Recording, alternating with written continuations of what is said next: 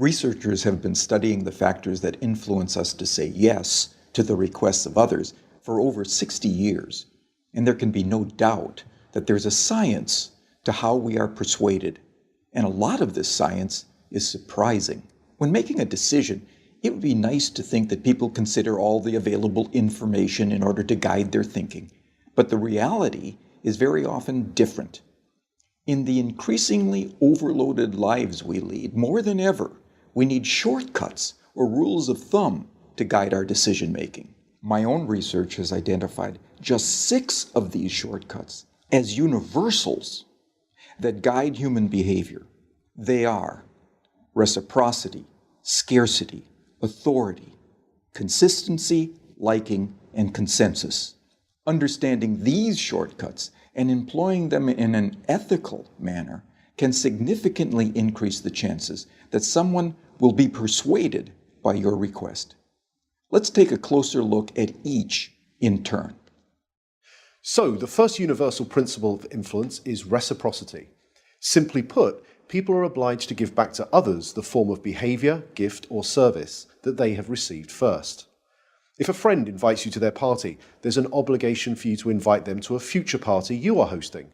If a colleague does you a favor, then you owe that colleague a favor. And in the context of a social obligation, people are more likely to say yes to those that they owe. One of the best demonstrations of the principle of reciprocation comes from a series of studies conducted in restaurants. So the last time you visit a restaurant, there's a good chance that the waiter or waitress will have given you a gift, probably at about the same time that they bring your bill. A liqueur perhaps, or a fortune cookie, or perhaps a simple mint. So here's the question. Does the giving of a mint have any influence over how much tip you're going to leave them? Most people will say no, but that mint can make a surprising difference. In the study, giving diners a single mint at the end of their meal typically increased tips by around 3%. Interestingly, if the gift is doubled and 2 mints are provided, tips don't double. They quadruple, a 14% increase in tips. But perhaps most interestingly of all is the fact that if the waiter provides 1 mint, starts to walk away from the table, but pauses, turns back, and says, "For you nice people, here's an extra mint," tips go through the roof. A 23% increase, influenced not by what was given, but how it was given. So the key to using the principle of reciprocation is to be the first to give and to ensure that what you give is personalized and unexpected. The second universal principle of persuasion is scarcity. Simply put, people want more of those things they can have less of. When British Airways announced in 2003 that they would no longer be operating the twice-daily London-New York Concorde flight because it had become uneconomical to run, sales the very next day took off. Notice that nothing had changed about the Concorde itself. It certainly didn't fly any faster, the service didn't suddenly get better, and the airfare didn't drop. It had simply become a scarce resource, and as a result, people wanted it more. So when it comes to effectively persuading others using the scarcity principle, the science is clear. It's not enough simply to tell people about the benefits they'll gain if they choose your products and services. You'll also need to point out what is unique about your proposition and what they stand to lose if they fail to consider your proposal. Our third principle of influence is the principle of authority, the idea that people follow the lead of credible, knowledgeable experts. Physiotherapists, for example, are able to persuade more of their patients to comply with recommended exercise programs if they display their medical diplomas on the walls of their consulting rooms. People are more likely to give change for a parking meter to a complete stranger if that requester wears a uniform rather than casual clothes. What the science is telling us is that it's important to signal to others what makes you a credible, knowledgeable authority before you make your influence attempt. Of course, this can present problems. You can hardly go around telling potential customers how brilliant you are, but you can certainly arrange for someone to do it for you. And surprisingly, the science tells us that it doesn't seem to matter if the person who introduces you is not only connected to you, but also likely to prosper from the introduction themselves. One group of real estate agents were able to increase both the number of property appraisals and the number of subsequent contracts that they wrote by arranging for reception staff who answered customer inquiries to first mention their colleagues' credentials and expertise. So, customers interested in letting a property were told, "Lettings? Let me connect you with Sandra, who has over 15 years' experience letting properties in this area."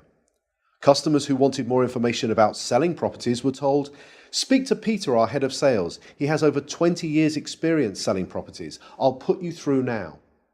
The impact of this expert introduction led to a 20% rise in the number of appointments and a 15% increase in the number of signed contracts. Not bad for a small change informed from persuasion science that was both ethical and costless to implement.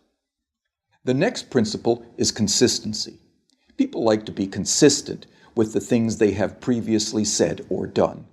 Consistency is activated by looking for and asking for small initial commitments that can be made. In one famous set of studies, researchers found, rather unsurprisingly, that very few people would be willing to erect an unsightly wooden board on their front lawn to support a Drive Safely campaign in their neighborhood.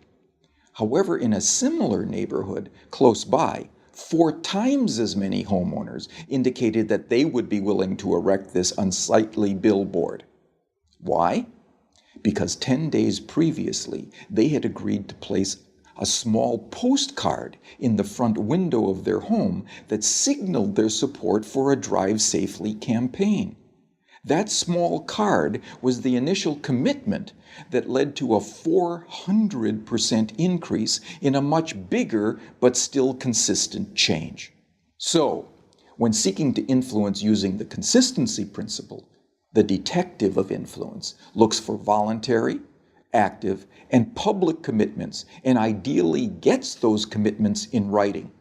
For example, one recent study reduced missed appointments at health centers by 18%, simply by asking the patients rather than the staff to write down appointment details on the future appointment card.